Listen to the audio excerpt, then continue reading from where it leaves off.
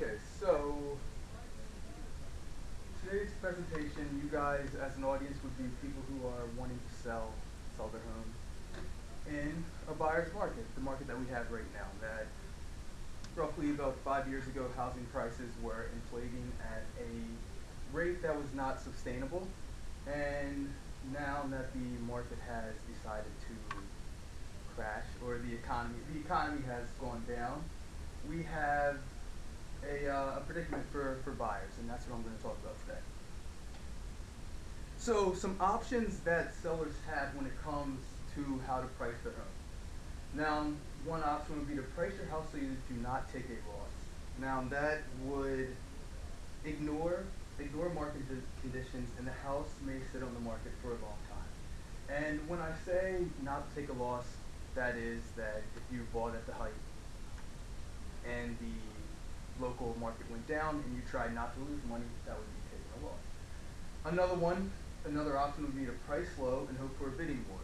Now that was good once again 5 years ago when there were more prospects, more buyers than there were people selling their homes, and homes were moving at all the time. Now, if you price low, the biggest risk you have is a seller needing to accept a lower offer. And the third option would be to price based off of your local market.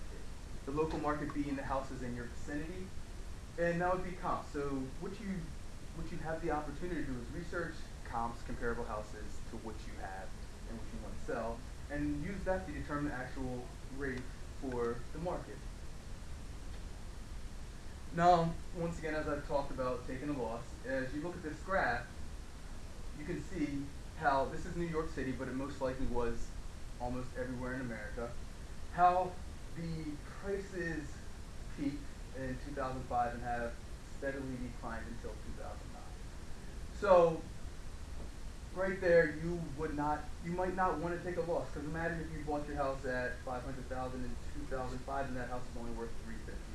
How are you going to sell that house? Now, if you don't want to take a loss, you're going to be holding on to your house for quite some time. Now, gambling, as I said, pricing low. That you want to price low and hope there's a bidding war, that you price, say, $50,000 below market, and you have willing people, say 2 or 3 people, that might want your home. But the problem is right now is that the way the economy is, less people employed and not having as much disposable income, you might only have one person offer you at your low price, and you are stuck in that contract zone. And the third option I had was to research your neighborhood and get an idea of what prices are going for. Now, out of those three options, what would an expert recommend?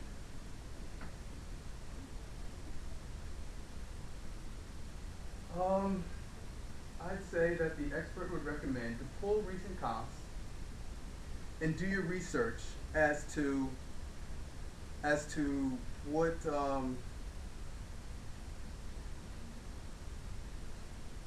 houses are going for in your neighborhood. This will remove the emotion and allow the market to dictate price. You are no longer going to be worried about.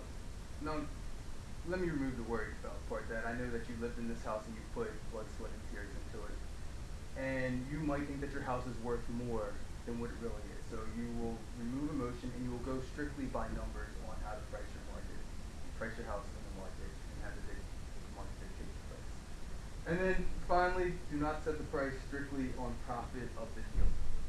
That you might want to make money, that there were tons of people investing in 2005, 2006, 2007, thinking that housing prices were only going to increase, and you do not need to think that you're always going to make money. So if you just do the research, get a real estate agent, and price to what houses have sold 12 months, 18 months, in that range to when you want to sell, then that is how you should price in this market.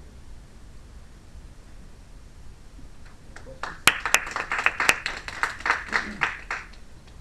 Pull recent comps, you mean comparable? Yes. Comparable items? Yes. Oh.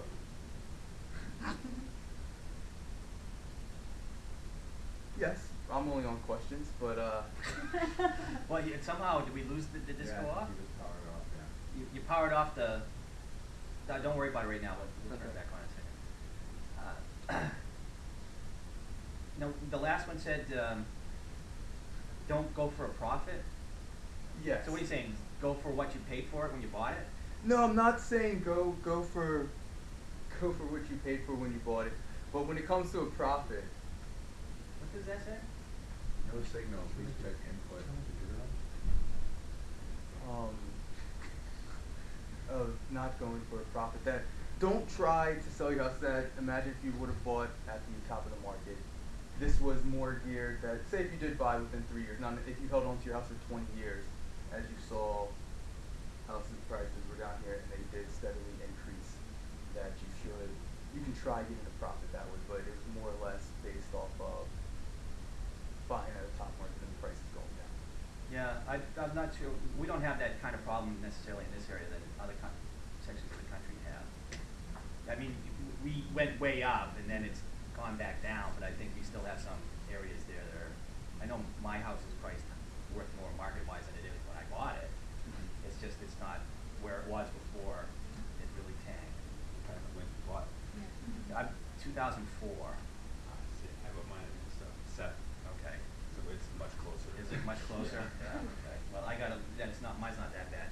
But I mean, when it tanked, the market value went down like $30,000.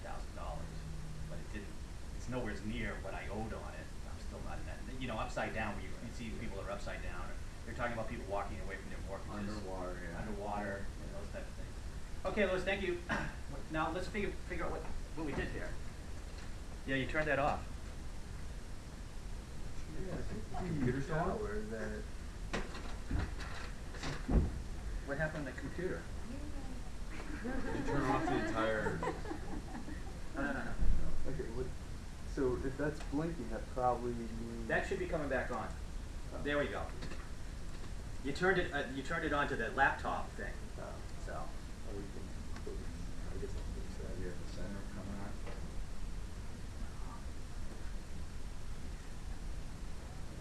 Is it coming?